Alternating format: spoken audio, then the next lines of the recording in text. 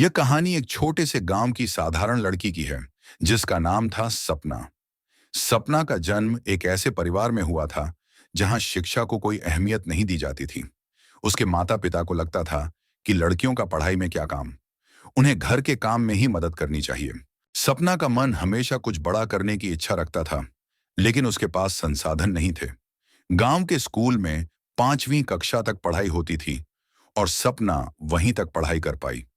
उसकी मेहनत और संघर्ष के बावजूद उसे कक्षा में असफलता का सामना करना पड़ा।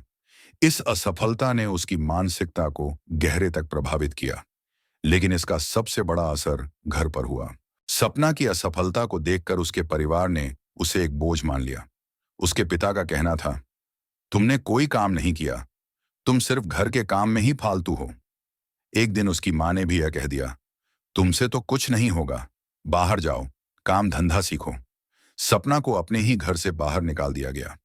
वह अपने परिवार से इतनी निराश हो गई थी कि उसने खुद से सवाल किया, क्या मैं सच में किसी काम की नहीं हूं?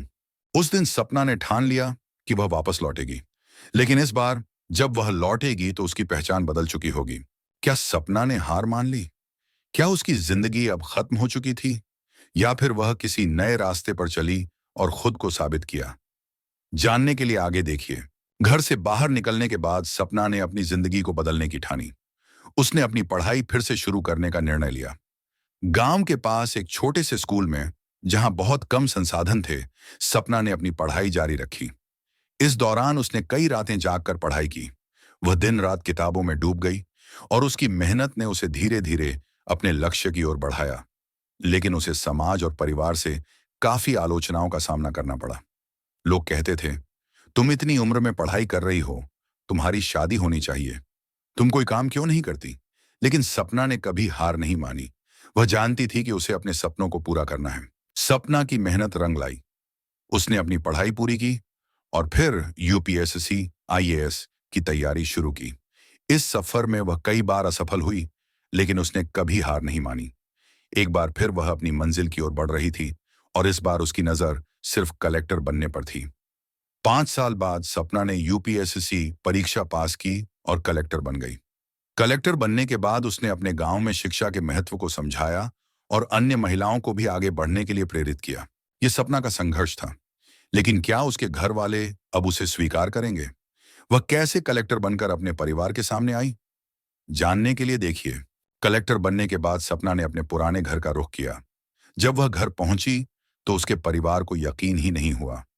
उसके पिता ने उसे देखा और चुपचाप कह दिया, तुमने सच में कुछ कर दिखाया। उसकी मां के चेहरे पर भी एक हल्की सी मुस्कान थी, जैसे वह जान गई थी कि सपना ने जो ठान लिया था वह उसे करके ही दम लेगी। सपना ने न केवल अपने परिवार को बल्कि अपने गांव को भी गर्व महसूस कराया।